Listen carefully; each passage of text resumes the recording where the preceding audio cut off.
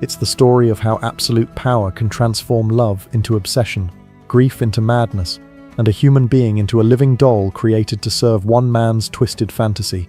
The name Sporus might not be familiar to you, but his story will haunt you long after you finish listening. Let's start with the man who would become the architect of this tragedy.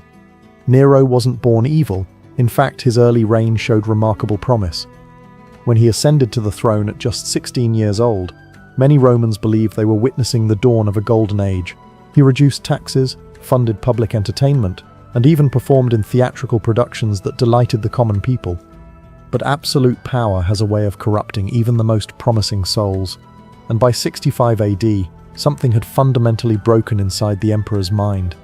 Maybe it was the constant paranoia that comes with knowing everyone around you wants your position.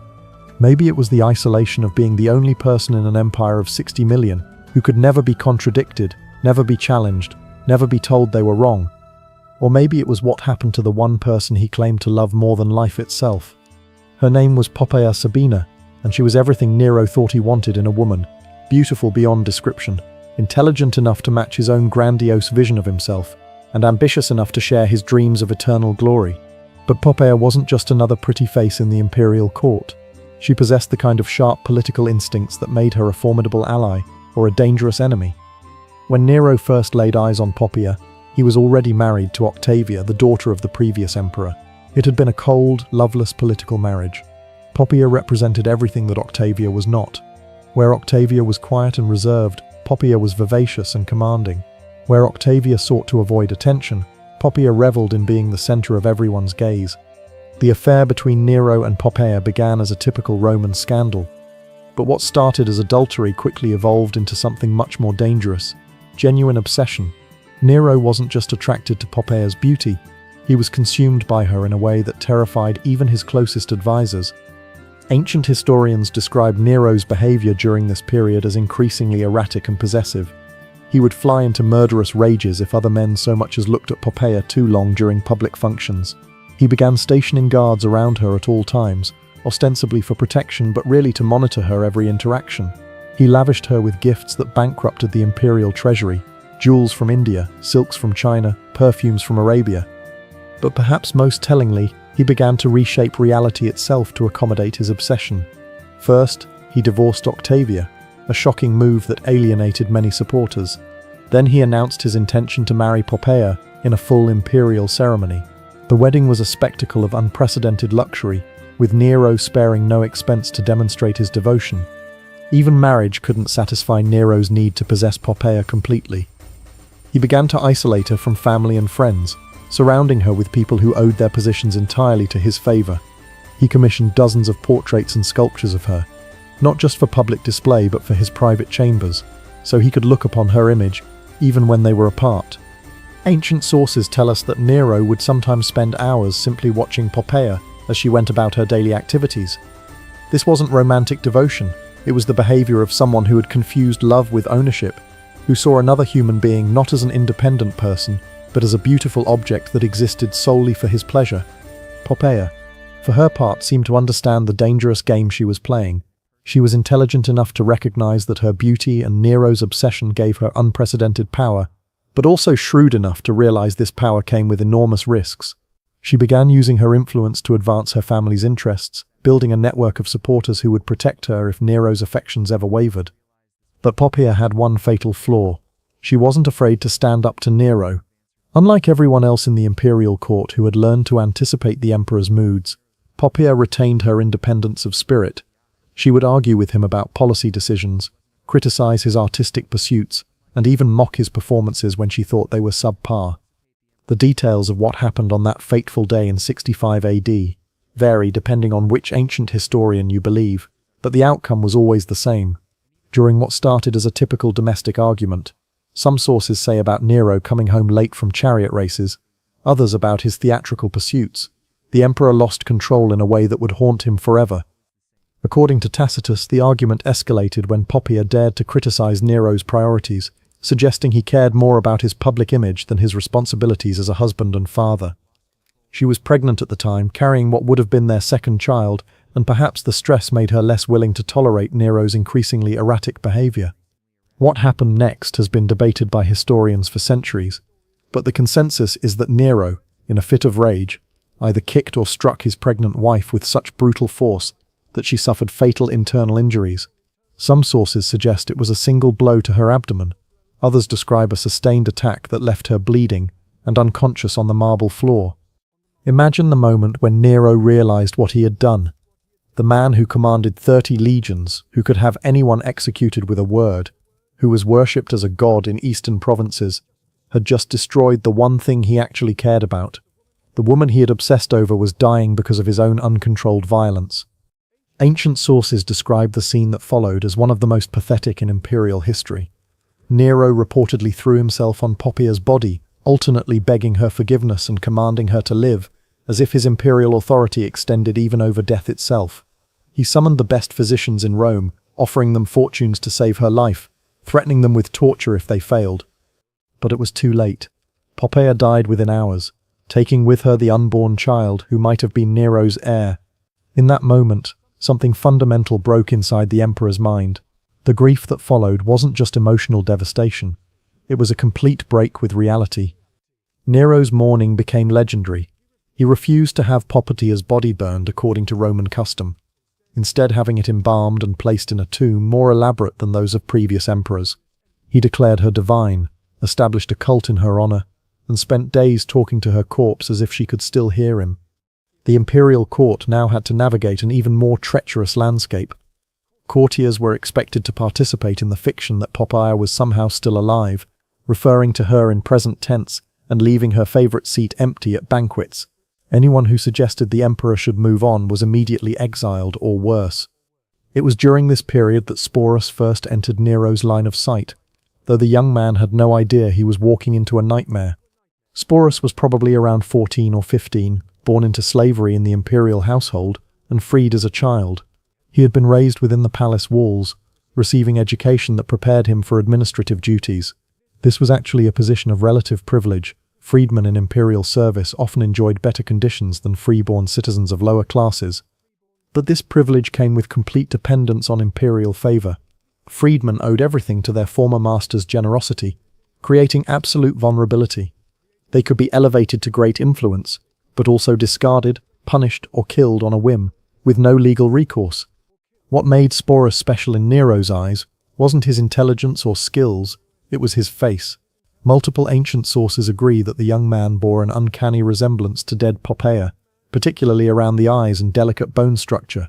In a world where Romans believed physical resemblance indicated deeper spiritual connection, this similarity would have seemed almost supernatural. The first time Nero saw Sporus after Poppaea's death, something clicked in the emperor's broken mind. Here was a chance to undo the irreversible, to bring back what he had destroyed. The resemblance was so striking that for a moment, Nero may have actually believed he was seeing Poppaea's spirit returned in a new form. Of course, there was one obvious problem. Sporus was male. But for a man who had convinced himself he was a god, who had spent months talking to a corpse, changing someone's gender seemed like a minor obstacle. What happened next represents one of the most calculated acts of cruelty in human history. Nero didn't just decide to force Sporus to dress as a woman. He decided to make the transformation permanent. The emperor summoned the best physicians in Rome and ordered them to perform surgery on the young man, purely to make him appear more feminine. This wasn't just mutilation. It was systematic destruction of Sporus's identity as a human being.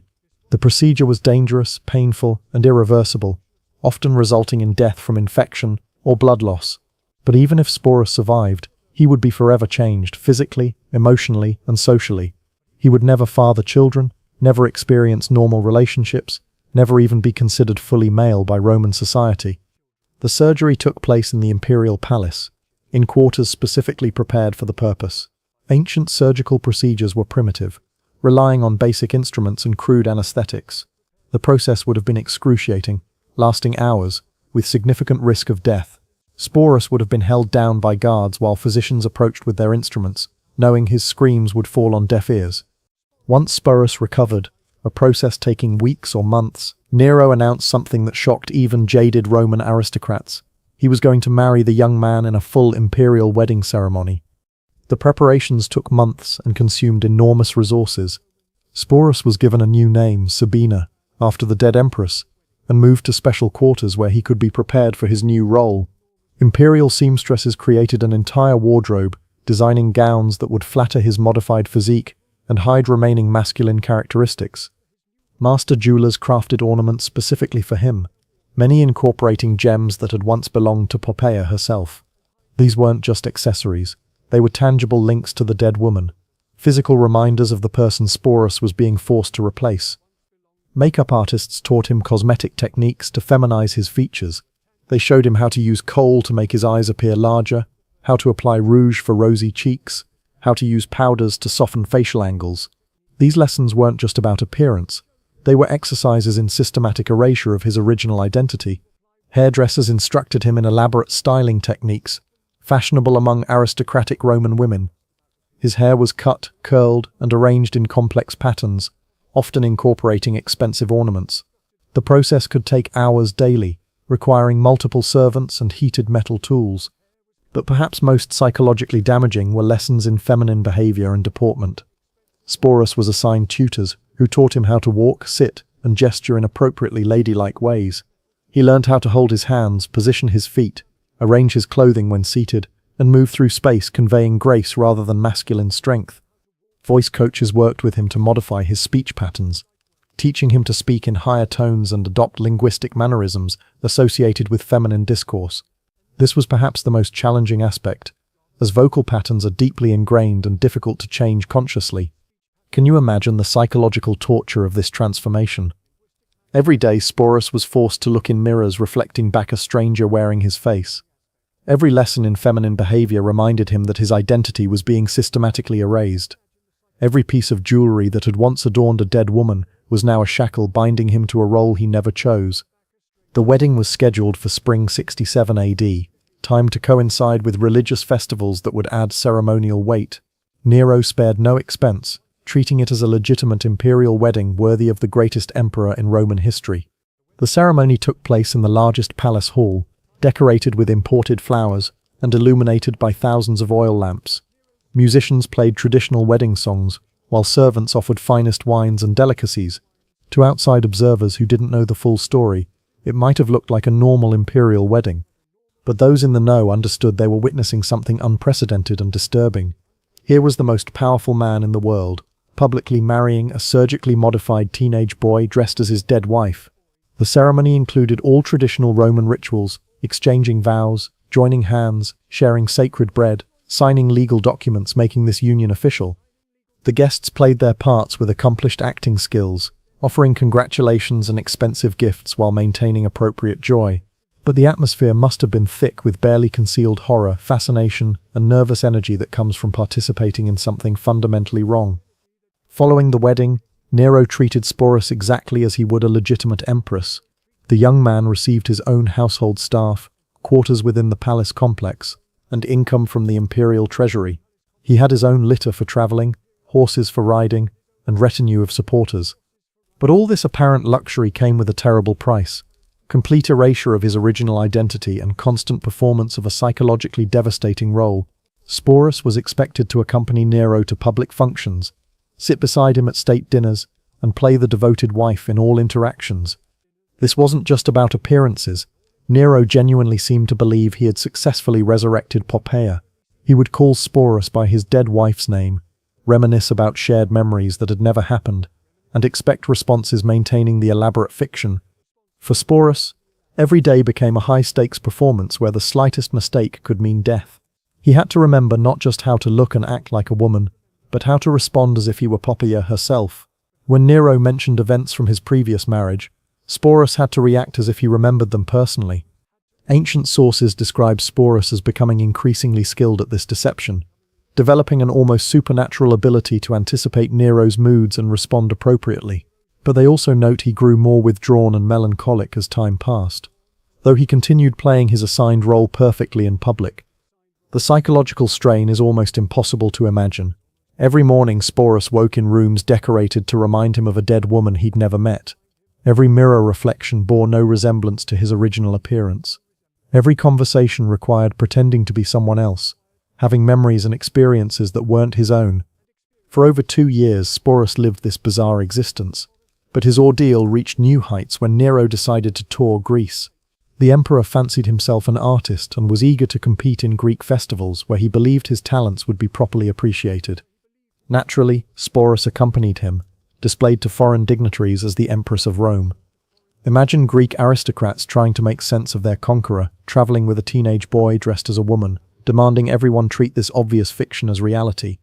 But by 68 AD, Nero's excesses had finally pushed the Roman establishment too far. Rebellions broke out across the empire, led by governors tired of the emperor's erratic behavior and neglect of governance.